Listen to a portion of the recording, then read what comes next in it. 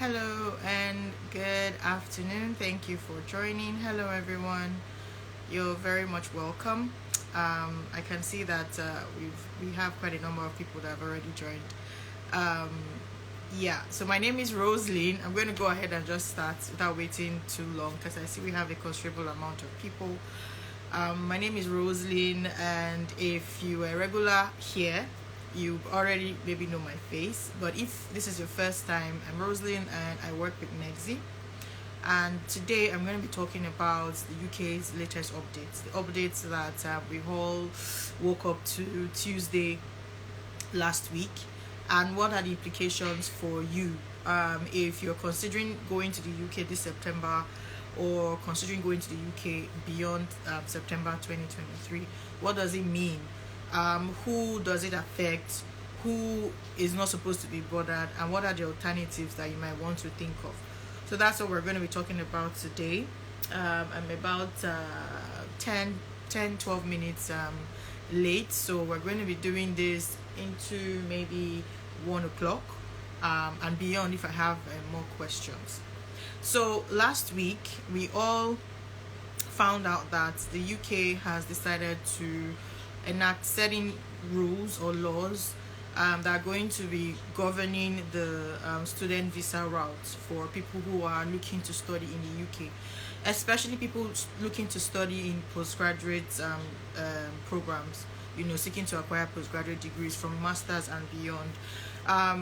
For about 2 years, the UK has been a popular destination for a lot of people, especially Nigerians who go to study and they have the opportunity to move with their family. So that's why the UK was a very, I think, sought after location, sought after destination for a lot of people. Recently the UK government has said it will not be possible to bring in your dependents, which is one thing that Nigerians wanted to hear, beyond September 2023. So from December 2023, it'll be over. You will not be able to bring in dependents. Now, this rule also has certain other factors attached to it, and I'm going to be speaking about it now. So first of all, I'm going to be reading what the exact rule is. So the changes that are going to come into effect from January 2024 are only students on postgraduate courses currently designed as research programs, which include PhD students, will be able to bring dependents under the new rules set out by the Home Secretary. So what that means is that if you're going to be running a program that is not a PhD or is not a research program, you might not be able to go with your dependents. Now, for PhDs, usually most PhDs or all PhDs are already research programs, and it runs between 3 to 5 years. So yes, you're able to move with your family. Now, there are some master's programs that are also research. You have the taught master's program, you have the research master's program. Now, the taught master's program is what most Nigerians go for, if not all. I don't want to be very definite here, so I'll say most Nigerians go for the taught master's program. So that is what this particular policy has affected. For the people going for research master's program, you might still have the opportunity to go with your family. So, but that's when you're going into a research background. Now, there's also a consideration being taken for people who are going to be going to top universities. So people are going to be going to the Oxford's kind of category. There's consideration for how to make them eligible to bring in their family to study with them. So if you're not going to be within this category, PhD, a research master's, or you're going to a very top university, come January 2023, you will not be able to go with your family to the UK. Now, what does this mean for you if you are married? If you're married, it doesn't affect you going to the UK alone. It doesn't affect your postgraduate work visa. So if you go in to study a 1 or 2 year master's program, you're still eligible for the postgraduate work visa, which is for 2 years. And the law also does not permit people to switch if you're still in active study. So what that means is that before now, people could go in with a study visa, and then when they get into the UK, and while they are running their program, if they get a job, they can switch from a student visa to a work visa, right? So now, come January 2024 rather, you will not be able to do that. Why? Because you need to complete your program. So if your program is a 1-year program, you need to run it for the 1-year period, complete it before you will be allowed to change while you're on your post-study work visa. If your program is a 2-year program, you need to complete that program before you are able to change to a post-study work visa. So that's what that means. So for people who go in 3 months, 4 months, 5 months down the line, they get a job and then they are switching, that's not going to be possible anymore, right? So if you have a family and you already have an offer, but you were thinking to maybe push it, because we have a lot of people who are like, oh, I want to push it to to January, I'm not ready now and all. This will be your only time to be able to go with your family. Well, according to the publication that came out last week, as of now, this will be your only time to be able to go with your family in the near future. Now, this does not mean that beyond your study, once you have finished your 1-year program, you're on your post-study, and then you get a work visa, a tier 2, a work visa, or a healthcare visa, or whatever kind of work visa you get, you will still be able to bring your family over, but not during your study. Not when you're going through study. You will not be able to do that come January. So for people who have offers, or people who are looking to find offers for September, there are still a few schools who are still accepting applications. They are being bombarded right now because a lot of people now want to get offers, but there are still a few schools that are open. So if you still want to have an offer for this September, then it's still possible. They might actually be on the higher side, because most schools that are pretty affordable when you compare it to the average cost of tuition for 2023, they are more on the high side. So average cost would be between 14 to 17,000 for most courses, and after maybe deductions or scholarships or whatever. So most of the schools that are still available are maybe 18,000 to 20-something thousand. If it's something that you're looking to, go for, and it's something you'll be able to afford, then this might be the right time to go for it if you want to go with your family. Now, if you're a single person, this doesn't affect you. This particular one doesn't affect you, because you can decide to go for September, you can decide to go for January, you can decide to go for September next year. However, the part that affects you as a single person and even a married person might be when it comes to the financial aspect. So for a lot of schools now, not a lot of schools, we've had circulars from some schools, so let me not be over generalizing. For some schools, you now require to pay a higher fee to accept your offer. So that's the financial implication that has come with this news. So rather than paying a deposit of maybe 4,000, 3,000, 2,000 before, they might want you to make a larger contribution to your school fees. So some might tell you a particular fee to pay. It might be 8,000, it might be 10,000. Some might tell you a particular percentage, maybe 50% of your fees before you come. So the financial implications or obligations are definitely changing.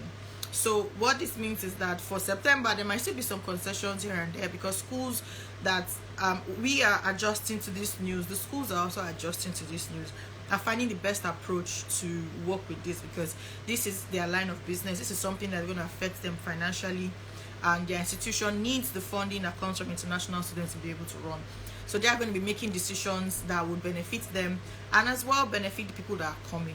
But from January, when they have settled, they've made all the analysis they want to make for this September, come January, things might actually change. So if you're a single person, yes, you don't need to move with your dependent, but you might actually be affected, because you might need to cough out more money to accept your offer before you are able to get your CAS for your visa.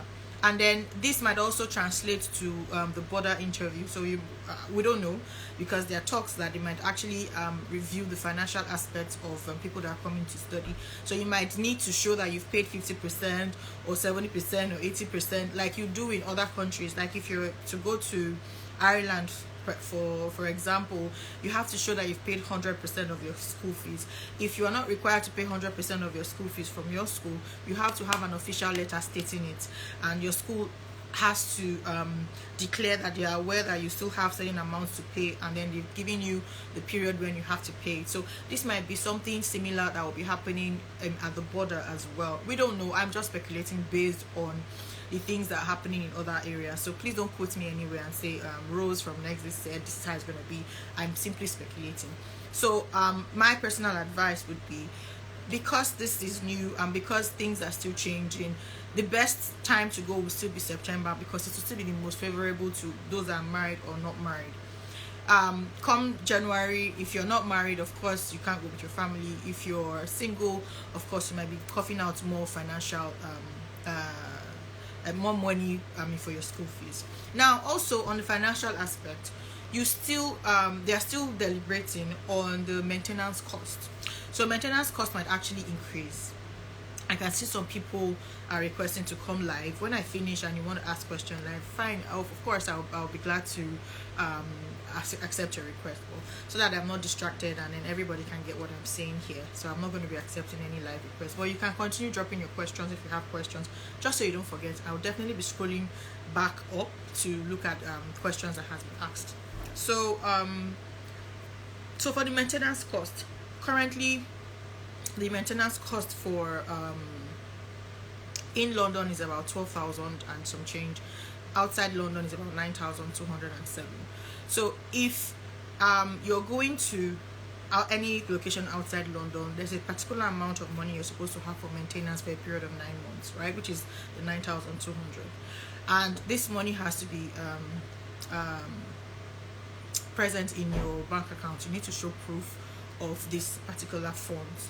And if you're going to the UK, likewise, you need to show proof of this particular funds and any other balance you have from your school fees. So if you've made a payment of 50%, you need to have plus 50% in your bank account.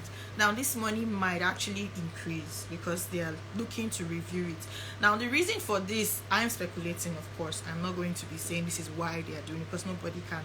The reason for this is because they've had a number of people coming in through study visas and then becoming stranded. The idea is that the maintenance cost is supposed to cover your accommodation, supposed to cover your feeding, and basically transportation and maintenance for the period of 9 months.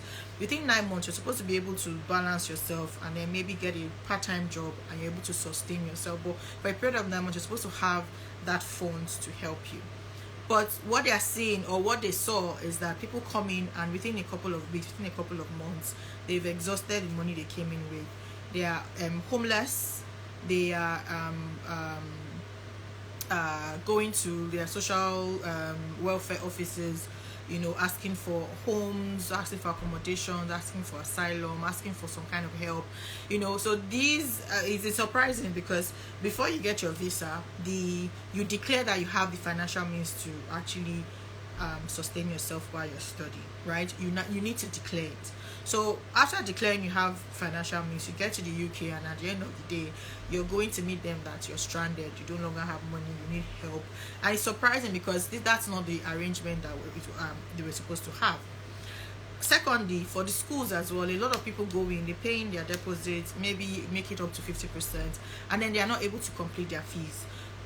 Some people have to drop out from school, some people get their visas revoked. So this is a very disturbing trend, because it makes the school seem like they're not serious, or they are not vetting the people that are coming to the UK through them, and they need to vet for every single person. And that's why a lot of schools now, they conduct the pre-CAS interview, because they need to be sure that you're a genuine student, you have the funds to study, you have the prerequisite requirements in terms of educational qualifications, as well as work experience to actually go for the course. You are genuine, right? So usually they do that. So if at the end of the day they've done their own background checks, and then you come in, you cannot afford to complete your studies, you're going to the government to say, oh, I need help, and all sort of things, then it becomes a problem for them, because the Home Office might reduce the amount of cash, that's the licenses they have to sponsor people to come to school, might reduce the amount of cash they actually have year in, year out to be able to give to people, because they've seen that a lot of people that come through their school end up not completing their studies. So this is something that the school is also trying to eradicate. That is why you see some schools currently are now increasing the amount of deposits you need to make before you are even able to get your cash, right? And that's why also the Home Office is also considering that your maintenance cost might be reviewed. So how might they be reviewing this money? So they might actually maintain the fee. I don't know, this is my own speculation. They might maintain the fee but require a longer period for your bank statement. So currently you need to show a 28 to 30 day bank statement. Usually we recommend 30 days, but according to the UK BRP, it's the 28 day bank statement where you have these funds domiciled, situated in an account that belongs to you, a spouse or a parent, right? So that's what they need. So with this, they ascertain that you have your financial means to sponsor yourself. They might actually start requiring longer months. So it might be 2 months, might be 3 months, it might be longer, because I think it's only the UK, for the most English speaking countries that we work with, it's only the UK that requires such short length of bank statements. Every other country requires 3 to 6 months, right? So they might actually want to toe that line to be sure that these people actually have these funds with them, and it's not somebody lodging the funds in their account for a period of time and then taking it out after they've gotten their visa. Or they might increase the amount. So they might maintain the 28 to 30 days bank statement policy, but they might now increase the account. So rather than maybe 9,000, it might now be 10,000, 12,000, whatever the case. More money to show that you can actually sustain or maintain yourself. So these are speculations. These are just basically things that they are considering.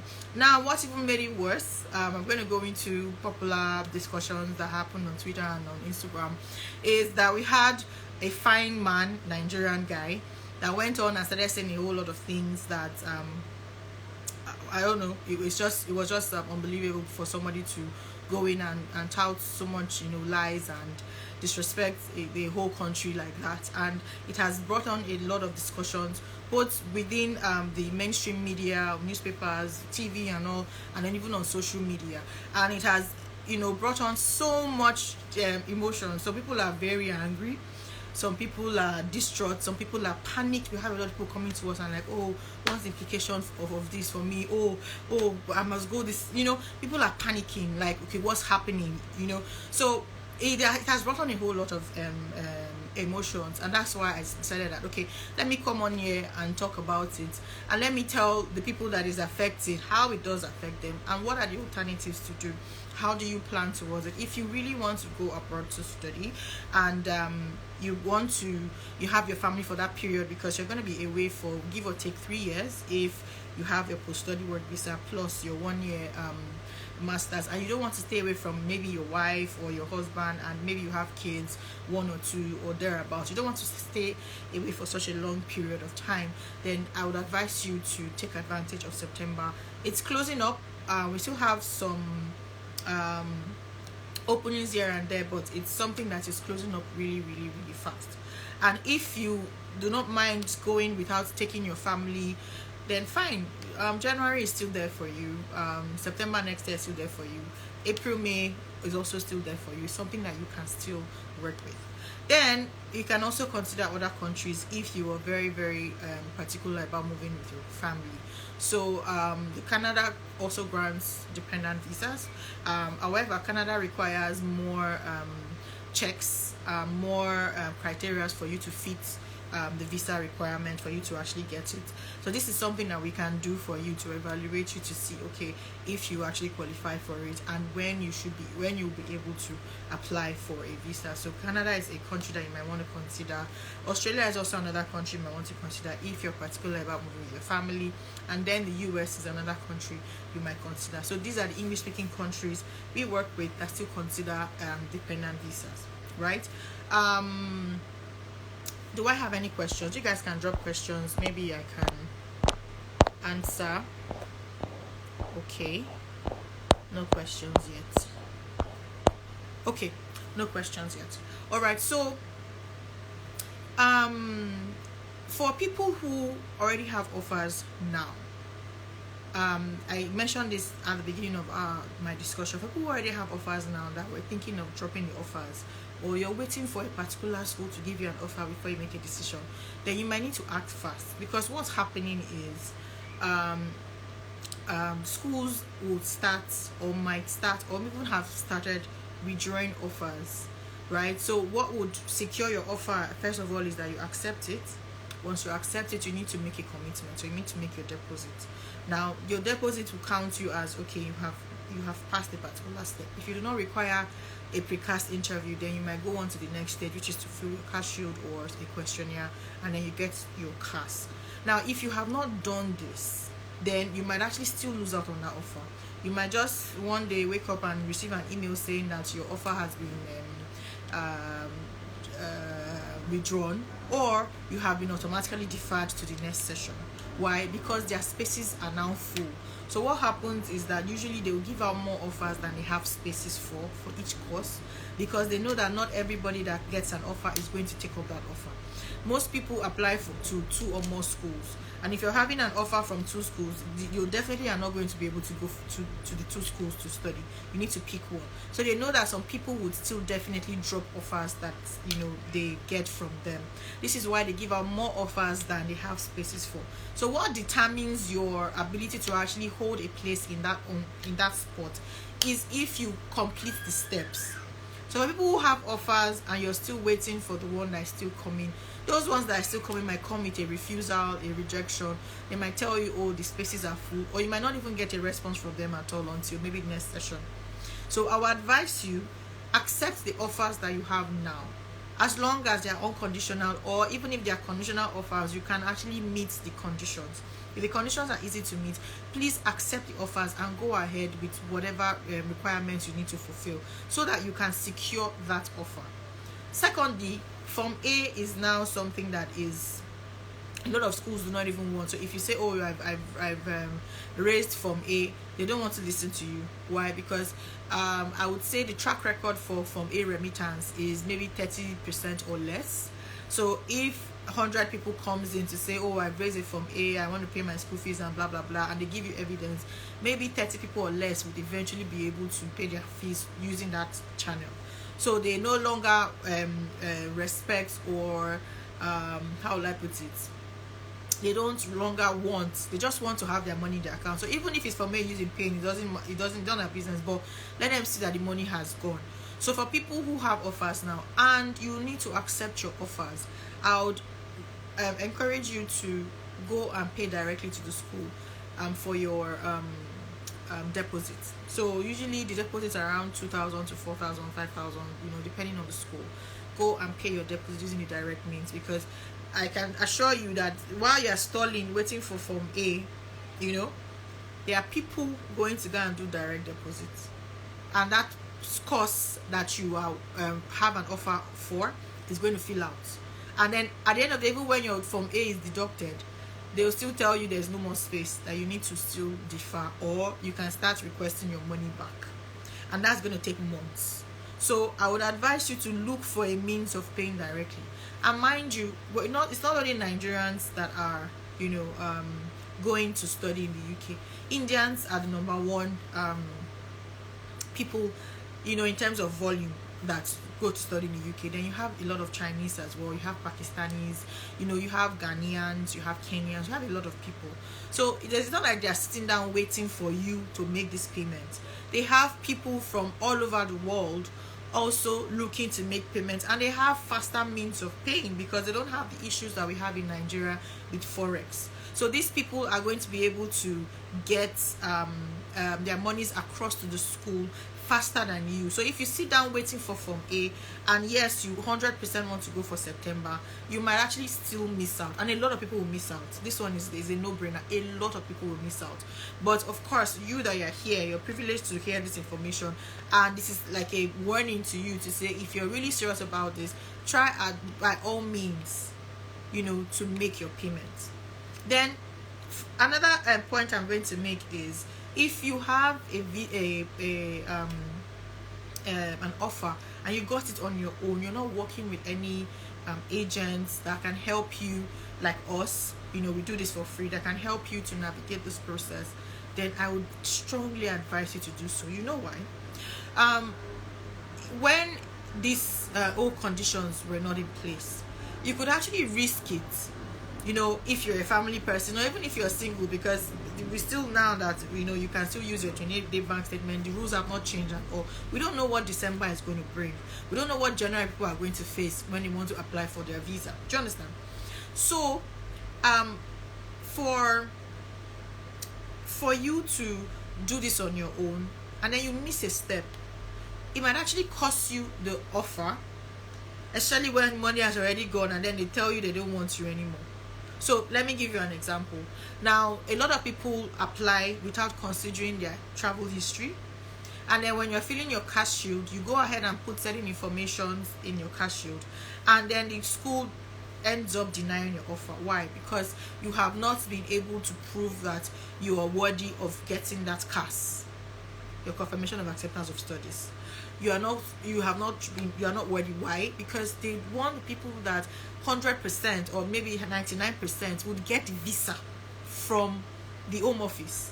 They don't want people that have had history and then you don't get your visa and they've wasted their CAS, because that CAS, once the visa has been denied, that seat is gone, is wasted, right? They don't want that. They want to give it to people who will be able to go at the end of the day. So at that stage, you might actually miss out, especially when you have actually made payment. This is something that has happened live and direct. I'm not talking from speculation, I'm talking about facts, right? Also, you can also miss out during the visa stage. So the visa, you go and apply by yourself, or you apply because you have a friend who also did. Mind you, no two people are the same. Two of us might have the same, we went to the same school, we stayed in the same house, we do the same job, everything is the same, we're identical, even identical twins. When you're applying for visas, you still are very different people, and one thing that can work for person A might not work for person B, because you need to be looking at it critically with a knowing eye. You need to know the questions behind the answers that you are giving. You don't just go answering things anyhow. So if you get a denial or a refusal from the school at this stage, it's a very big deal, because this is the only time that you can take advantage of the current situations. Anything after this, you have to wait till next year, and then you might not get these conditions again. So it is best to work with someone that knows, that can help you navigate this process, navigate it in a way that, what's happening? Why am I getting dark? Okay, so I don't know if you guys are now seeing a darker shade for Instagram. It's better you guys, what was I saying? Please remind me. So it's better you work with someone who knows how to do this, just so that you don't fall inside gutter. It's very, very important. And communication with us is free. You don't have to pay anything to communicate with us. All you need to do is just send us a DM or go to our link in the bio and send one of our counselors a message. If it's possible, we'll be able to help you tag your application to us, and then we can start pursuing. So especially for people who do not have their offers yet, we can help you pursue to get your offers out quicker. Or if you have a conditional offer, you want to meet the conditions, we can also help you meeting the conditions and then help you fast track. There's a lot of information I'm not giving here that we only give to our students. These are things that will help you to make easier and faster decisions, just so that you secure your offer. So doing this thing alone, definitely, it's not as if 100% you're not going to get it, but it's just going to be easier doing it with someone that's going to be guiding you and making sure that you don't fall inside water. It's very, very important, because this is the last time you get this opportunity. Single or married, this is the last time you get this opportunity. So why not make sure that you're doing the right thing, so you don't miss out on either your offer or your visa.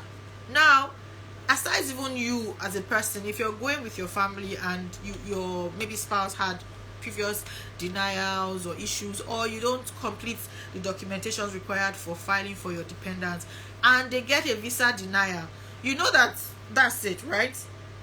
They might not be able to apply again before December rolls in, and then that's it. Your dependents cannot join you again. We've had this. I'm not talking from speculations. I'm speaking from experience of people who got their visas, but their dependents were denied, and their dependents had to wait a couple of months before they were able to apply again, right? So where is the time that you have? say you apply for your visa, everybody does this, you know, you're still paying, you're still this, you're still that. You apply for your visa in August, September, right? And then your family is denied in September, and then they have to wait a period of time. When is September, when is December, you might get to the point where, you know, it's now over. You are no longer able to apply for your family because they are gone. Previously, we could apply for people, even people that had gone 6 months before, you know, their dependents joined them. So you could have been in the UK, 6 months later you're filing for your dependents to come and join you, and they're able to join you. But right now, that is not also possible. So you don't want to risk it. You don't want to risk a denial. You don't want to risk a refusal. You just want to be sure that what you're doing it right, you're doing it correctly. That is why it is beneficial to work with someone. So I'm inviting you to approach us, and then we can take you through this process. So now I'm open for questions. I think I have really spoken about what the implications are. Might not have given you so much alternatives, you know, because this is not a live session for alternatives as such, but at least now you are clear on what the implications are. You're clear on what it really says, and then also know that it doesn't really affect people that are going for September. So if you do have an offer and you still want to take up that offer, you are still good to go. You know, you're not affected. So I'm waiting for questions. If you guys have questions, I'm here. I think I still have about 15 to 20 minutes. I don't know if this thing is dark because all of a sudden this thing just went dark. So someone,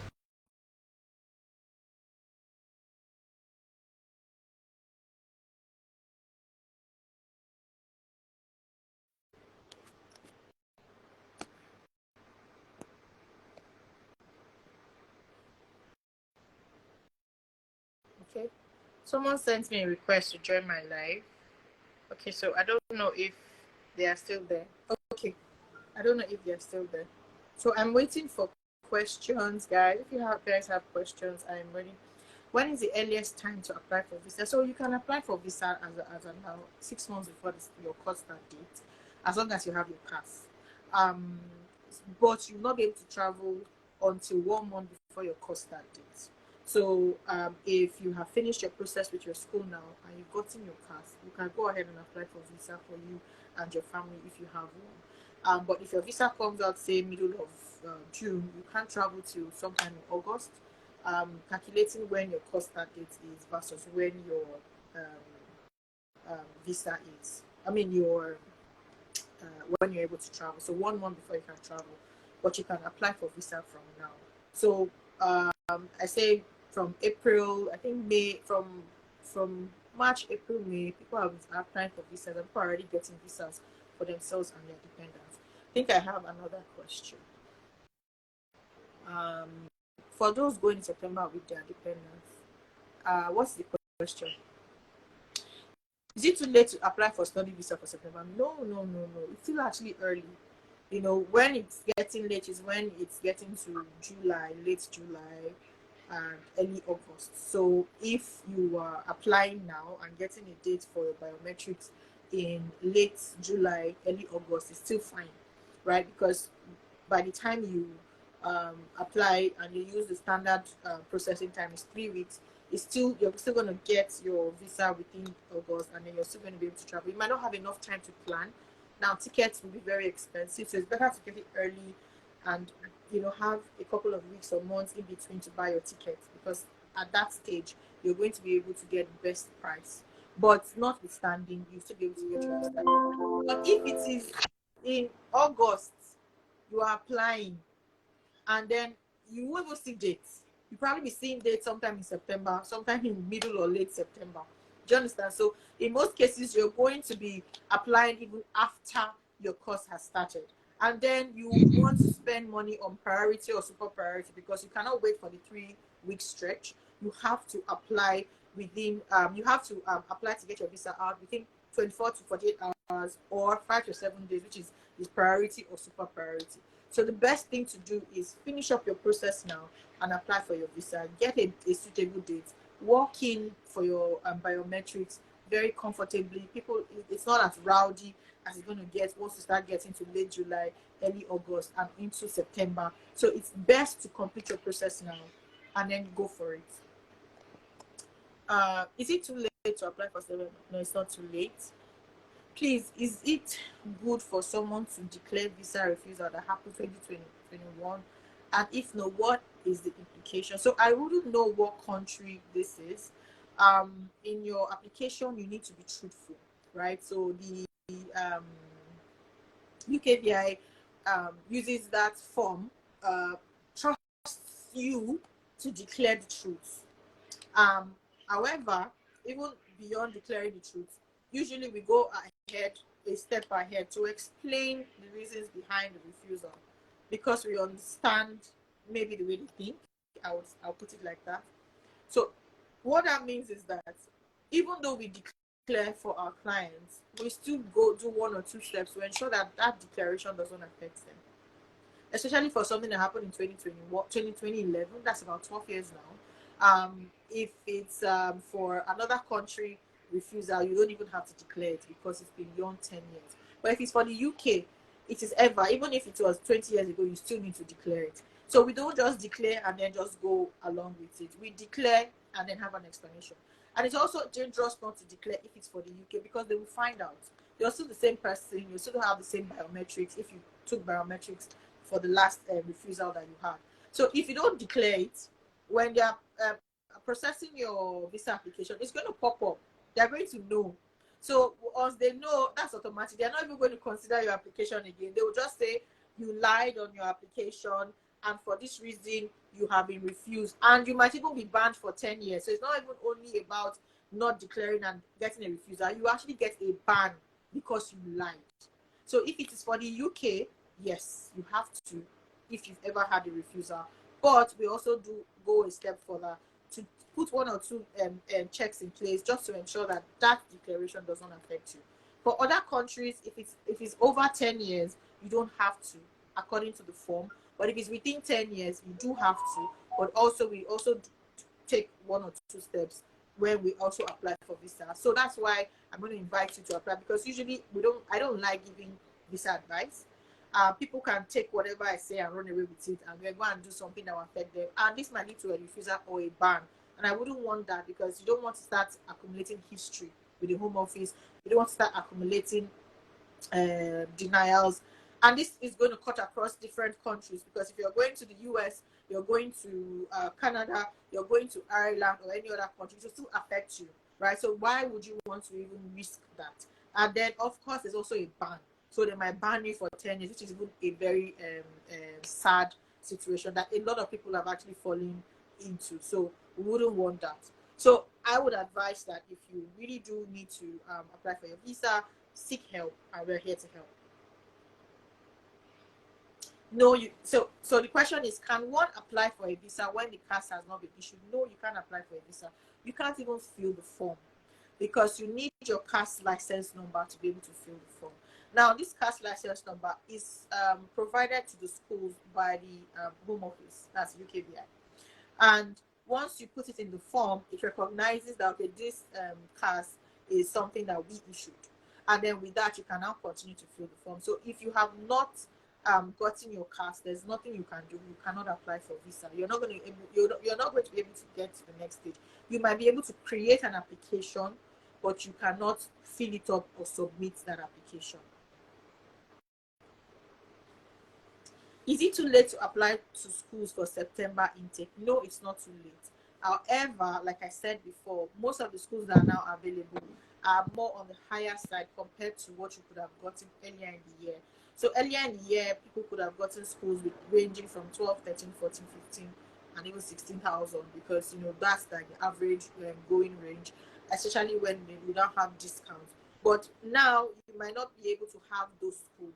So yes, there are still schools that you can apply to. You can contact us and we'll help you to do that. But you might not be able to get the cheapest schools, because most of those schools will be filled up. Or you might be lucky, your course might still be open. So it also depends on your course. Some courses are very popular. So because of those popularity of the course, a lot of people have applied for that course. So please, are you going to join my request? If you won't join my request, can you, I don't even know how to remove this person from, yeah, I have to remove you from live video, I think. Can I go? Okay. All right. So my sorry, I want to remove this person from live video because the person doesn't want to speak. I don't know what's not making this thing so bright. Oh, honestly, Instagram can be really crazy. I should be able to remove the person that's. I should be able to remove the person, right?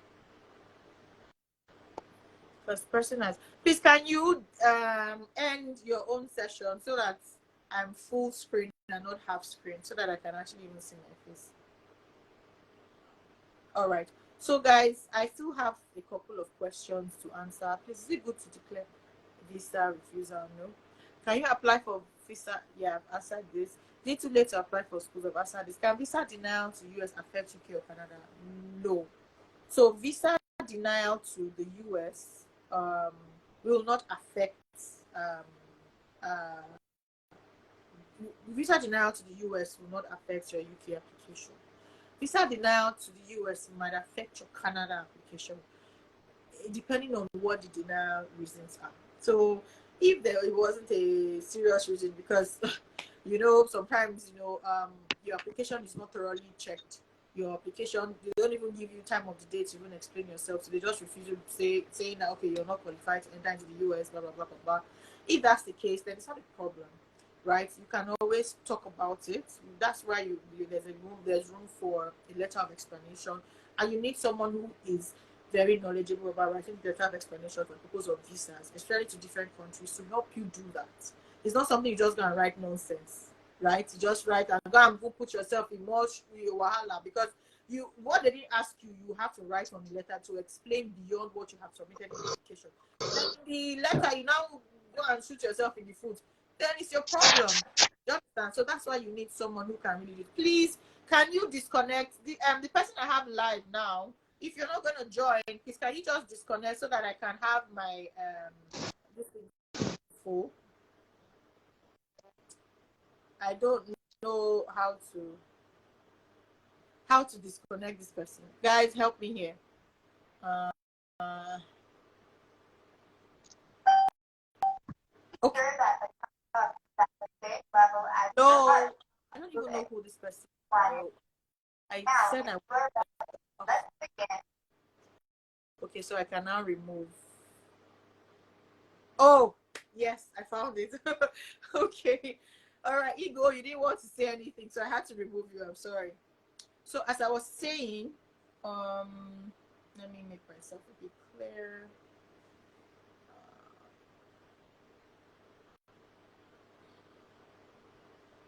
Okay. So as I was saying, what was the question? If you have a visa denial from the UK, or a visa from the US for UK, all you need to do is explain why the refusal was given in the first place. And if it's not a very serious reason, then it's not a problem.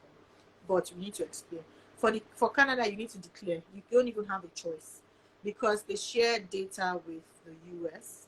And if you do not declare this, they might actually find out, which is going to be an absolute no-no.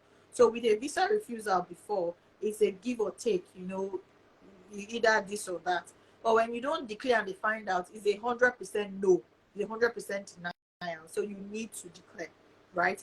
So if your visa refusal is due to fraudulent documents submitted, due to anything that makes you seem like you're not a genuine person, like you maybe it's fake biometrics that was found out, fake bank statements, fake marriage, all these fake things that they now find out that okay, you actually submitted fake documents, then yes, it might affect you, because that tells your character that you're not a genuine person, and they might judge you using that. But of course, you can always come to us. There are ways to explain these reasons, and then we have had people with so many different issues, even bans.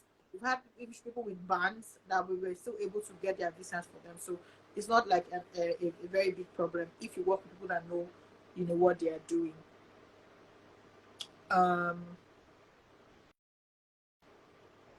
Can someone who is currently in the UK and currently holds a BRP travel to Ireland without visa? No, you can't travel to Ireland, but you can travel to Northern Ireland, but you can't travel to the Republic of Ireland. You need to get an Irish visa.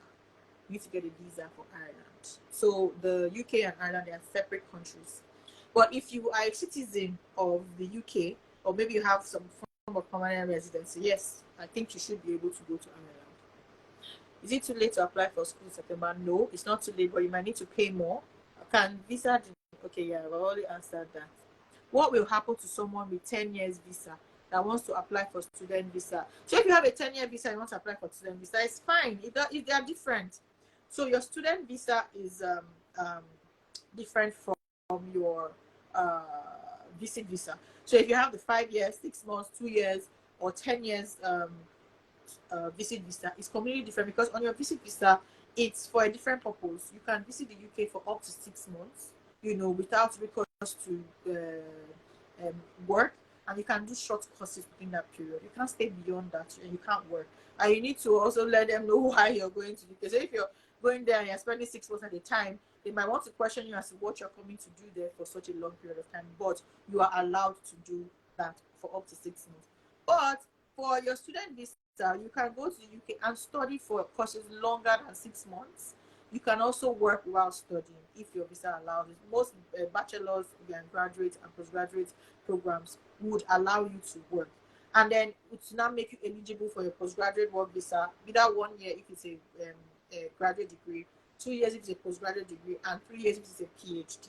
So that is what it allows you to do. So you can have a visit visa and still go ahead and apply for your student visa. It doesn't matter. And then you can have your student visa once you're done, and your student visa probably is still running. You can now, and you get a job, you can change it to a work visa. So it's not they are completely different, right? So yes, you can go ahead and apply. Which bank is the fastest for me? See, there's no fastest bank for me, because why? The CBN is still the one that will allocate these funds. Some are slightly faster than others because they don't have as much queues. So let's use for instance, there's Parallax Bank, which is a newer bank, and then there's GTB. Parallax doesn't have as much people as GTB would have, so you might have a 1,000 people queuing in GTB and 200 or 300 queuing in Parallax Bank. So maybe you might have a slightly faster response from Parallax Bank, but overall it still takes too much time, because it takes CBN 3 to 4 months, right? Is it 3 to 6 months or 3 to 4 months to even approve and they process your Form A. Do you understand? So that's also still too long. It is okay if you start it now for your balance of your tuition fee. So let's say you raise your Form A today or this month, and then you're working towards September. So that's June, July, August, September. That's 4 months. So you are actually qualified for your Form A to be deducted in September for your 50%, to make up 50% or whatever balance of your school fees. But if you want to do it for your deposits that you want you to accept your offer, then no, there's no bank that is fast.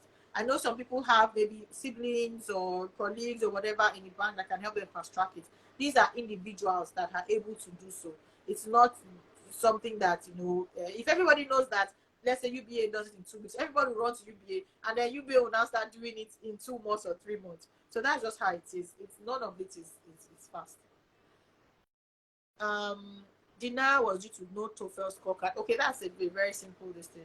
It's fine. It's not a problem at all. No, it's just because you failed to provide a certain document, and that was what the refusal was for. So it's not. It does not make you a bad person. So it's very fine. Can US denial from Canada? Can US visa denial from Canada affect UK student visa? No, it cannot affect your student visa unless, like I said, they found out that you used fraudulent documents or you're a fraudulent person. Some people have different maybe birth certificates, or they have different certificates that is holding this year. Your international passport is holding this year. Which one is the truth? Fake marriage certificate, like anything that they find out that is not actually true, yes, it might affect you, because it means that you're not a genuine person. But like I said, these are things that you can still explain away, especially if it has been something that happened, a while back. These are things that you can still explain and talk about how this is no longer your situation and how you've changed and blah blah blah. But you need to have someone that knows the job to help you do that. What about refusal from Australia? Same thing. Any country, refusal from any country it's not a problem for student visa. Maybe for visit visa, they might not want to, right? Because there are other criteria they use in evaluating you for visit visa. But for a student visa, the thing is, you have already been checked by the school. You already have a sponsor license. If the school has already said, yes, we have verified this person, we want this person to come in, this person has financial requirements to meet their obligations, this person has the educational background, this person has the work background, so we're satisfied with this person. So there's already a pre-check. So when you're going to the visa, you're just declaring all the things you have used for the school, and then they verify that yes, you're a good person and genuine person, and they allow you. But when you're talking about visit visa, they don't, nobody is vouching for you from anywhere. So it's the documents you provide and the questions you answer on your visa form that are going to use to judge you. So they might judge you more harshly on a visit visa because there's no pre-check and nobody is vouching for you like a school that is vouching for you. So when you put these things on your visit visa, it might make a difference. And that's why, of course, you don't do it by yourself. But if you're using for a student visa, it might not make a lot of difference if it was not because you're a bad person. Do you understand? So they know that these things happen and they know that someone has already done it, their due diligence to check you and you're genuine, they will still give you your visa. Can someone in the UK travel to USA for holiday? Yes, you can travel if you have a visa. So if you have a student visa in the UK, you can apply for your UK visa, your US visa from the UK. So if you're granted a US visa, why not? You can travel. If you come back to Nigeria and get a US visa, you can still travel. So there's nothing stopping you from traveling on holiday. But you can't travel with your UK visa to America. You must get your American visa as a student. So what is this question? Okay, as a student. No, you can't travel as a student. No, you have to get a visa. Can I declare visa refusal to Germany in 2021, 2011? This UK VS. So you don't. There's no room to declare anything longer than 10 years. So if it's more than 10 years, then it's fine. There's no option to declare. But if it is to the UK, yes, you must declare because they do not give a timeline. They do not give 10 years or 20 years. They say, have you ever? So which means even if it were a baby, your mom applied for you while you were a baby and they denied both of you, you will declare it because it's something that happened. Do you understand? But if it's for other countries, you don't have to if it's beyond 10 years. Will the 10 years visa, UK visa, be cancelled for the student visa? I do not think so. I honestly am not pretty certain about this. I probably might not need to ask my colleague. But in my own opinion, I don't think they would cancel it.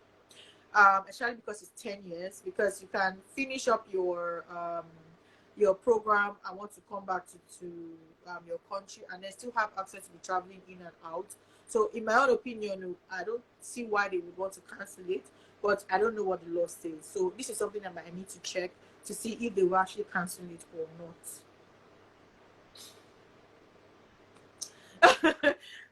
Otino Fino says, how can I jackpot in 3 minutes? How can you jump?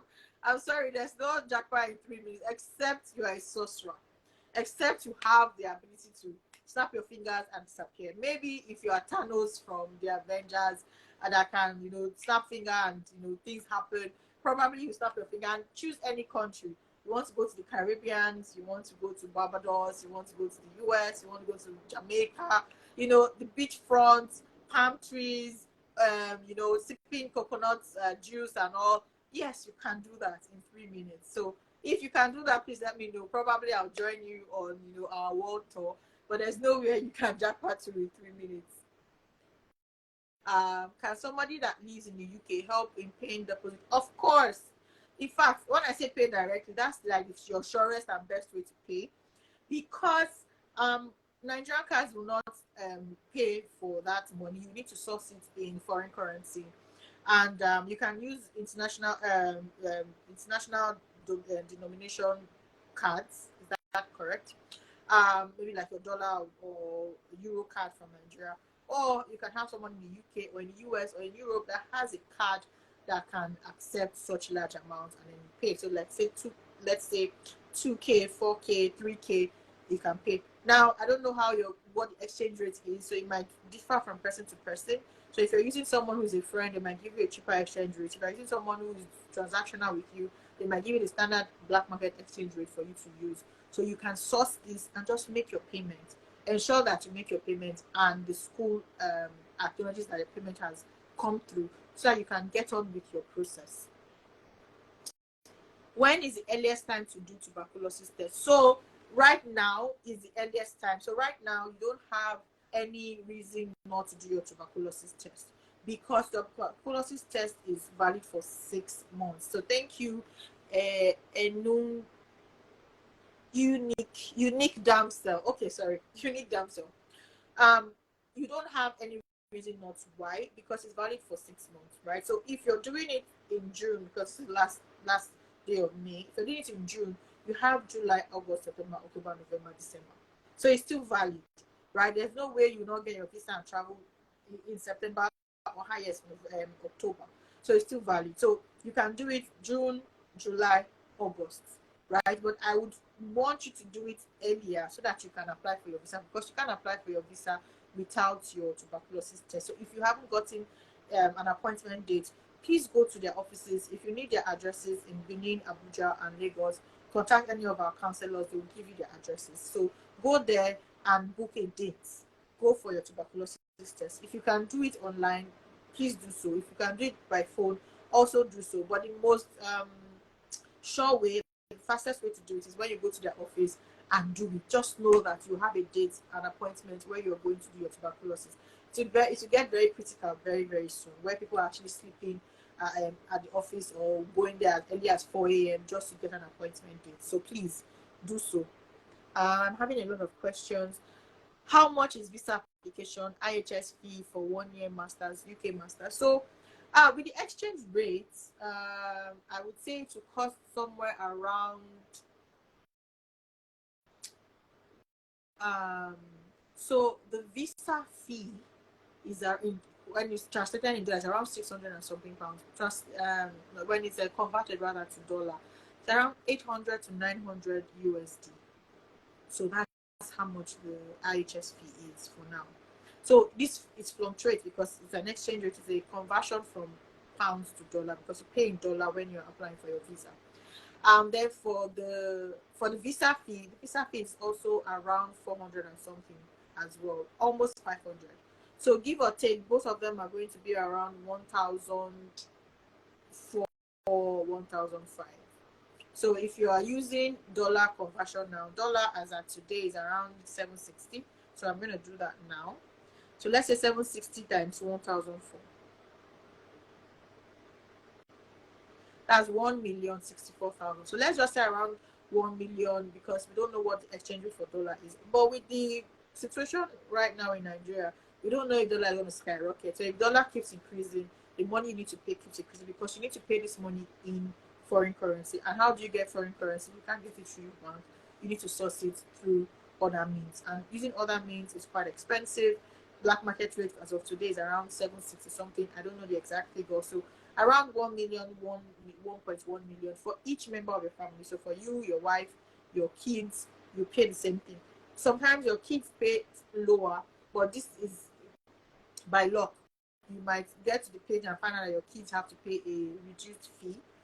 You might get to the page and see that your kids have to pay the same fee that you pay. So, but just have the money ready. You might be spending less, but it's better to have that amount handy. So that's what you need to do for your masters, for a 1 year masters. Is it paid in naira, in dollars? How can I pay? So it's paid in dollars. You need to use a dollar card.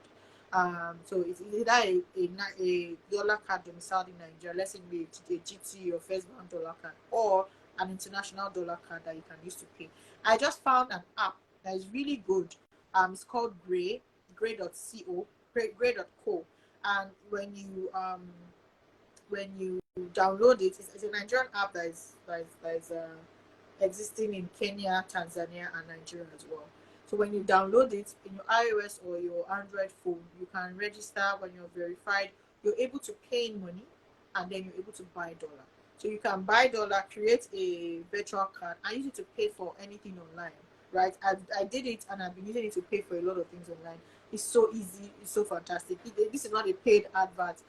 It's something that I just found out, and it has been working. I was using Bata before, which actually does the exact same thing, but unfortunately a couple of months ago it was discontinued, and we are no longer able to have a dollar card or convert naira to dollar on the app. But now Gray is able to provide this service, and then we're using it. It's a very fantastic app, and the rates are very similar to what you get in the black market. So it's not overly expensive, unlike Bata.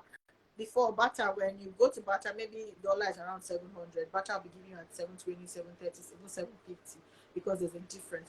But with Gray, it's almost the same thing or even lower. So let's say a dollar is about 750 in the black market. Gray might give you like 740 something.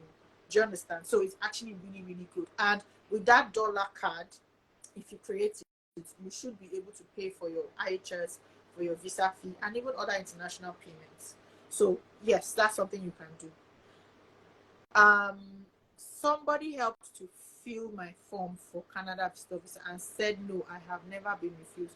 This is because I did not get any feedback for the first application, so I was denied. Well, the thing is, this is something that a lot of people have fallen victim to. Okay, so I have just 10 minutes more before Instagram will cut this thing off.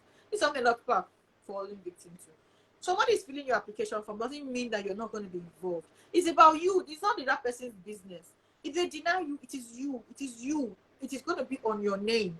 So whatever the person has done, you will face the consequences. So when someone is filling a form for you, you must be part of that process. Even if you're not there filling it with them, let's say you're not in the same location. Once they are done, they must not submit until you've had the opportunity to go through it and ensure that everything is as it's supposed to be.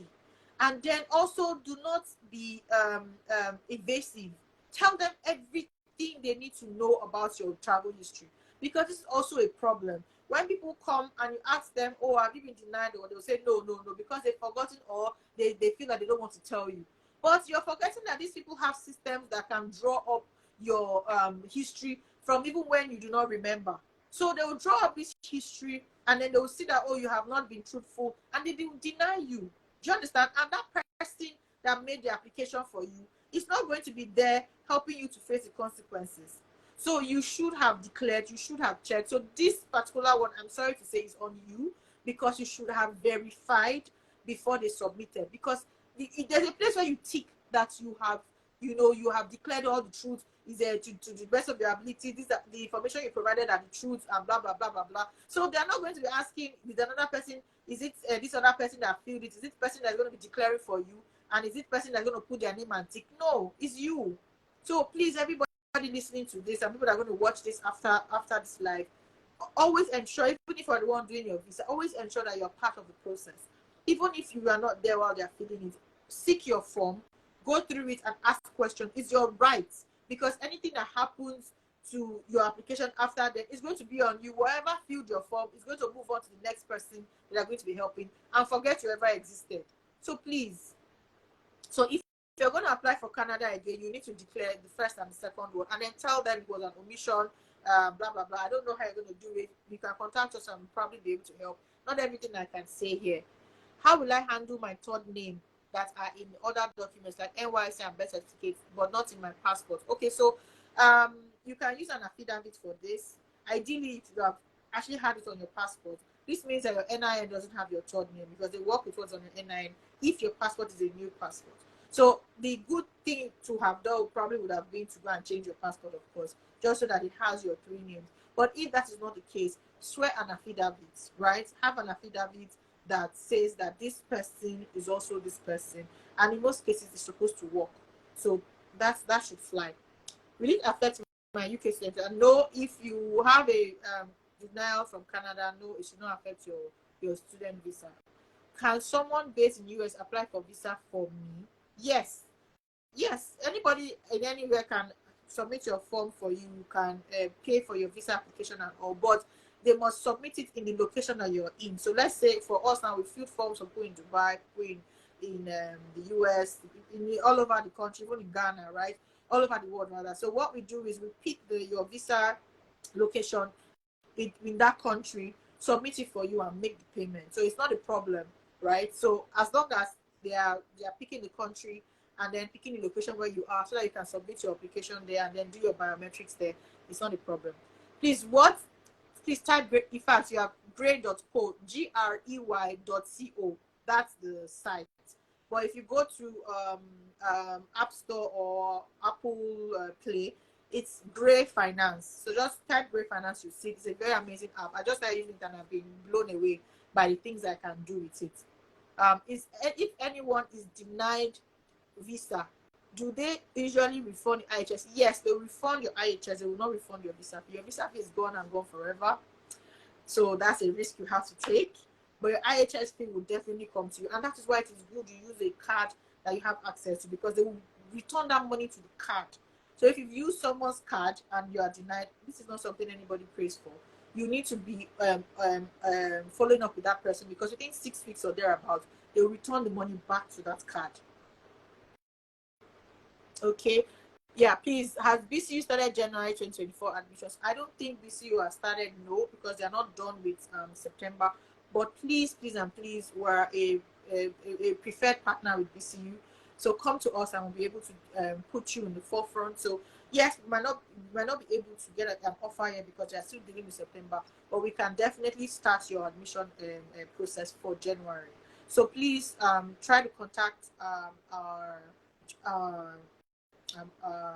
my colleague through the DM so that she can send you to one of our counselors that can help you to do this. If you have all your documents ready, then you're good to go. So finally, I've gotten to the end of the questions. Thankfully, this live did not end while I was in the middle of my talk. I think I am done with answering questions. I'm not going to ask you guys to send any more questions because I am totally beyond the time I'm supposed to have taken for this live. But I am very grateful for everyone that came on to watch all the questions I was able to answer. I hope I've been able to help you quell certain concerns that you have. If you have more questions, please, this video is going to be posted on our page. Just ask questions on the chat or come to our DM and ask questions. If you have any particular questions that is peculiar to you, request for Rose. Go to our DM and request for Rose. Say, please, I need to speak with Rose, and then they will send you to me. I answer questions all the time because I would, even if you're not working with us, I don't want you to have a history. I don't want you to have a denial. I don't want you to be, caught unawares. So I will still give you a response that would help you, even if you're not working with us. So just request that and you'll definitely be sent to me. So thank you very much, Unique Damsel. I'm so I'm grateful. I have applied but told to wait. Okay, O2PK. All right, so if you've been told to wait, that's fine. If you applied by yourself, still come to us. We can still make the application ours, and then we can work with you. And then once offer starts coming in, you'll be among the first to get offer, because we actually have the preferred status with BCU. What that means is that we are able to fast track applications, and they give us concessions in the things that our applicants are able to do. So we would be able to guide you. But if we are the one that made the application for you, then just continue. The person is going to continue guiding you. So my name is Rose, R-O-S-E, Rose. So if you want to speak with me, just say, I need to speak with Rose from Nexi.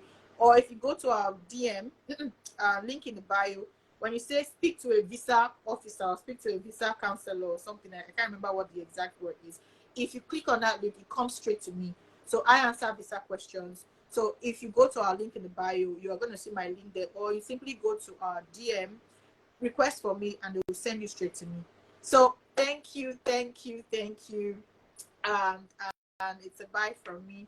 Do you have schools in Manchester or London? Yes, we do. We have schools in Manchester and London. We have schools all over the UK. I think we work with over 100 schools. So you'll definitely be able to get schools in Manchester and London. Please contact us in the DM. Or Unique Damsel, maybe I'll tell my the person that handles our Instagram to contact you as well. Just in case you don't contact us, we will contact you. So Unique Damsel, you'll probably be getting a DM from us. So thank you guys, and bye. Do have a lovely week. Until next time, see you. Bye.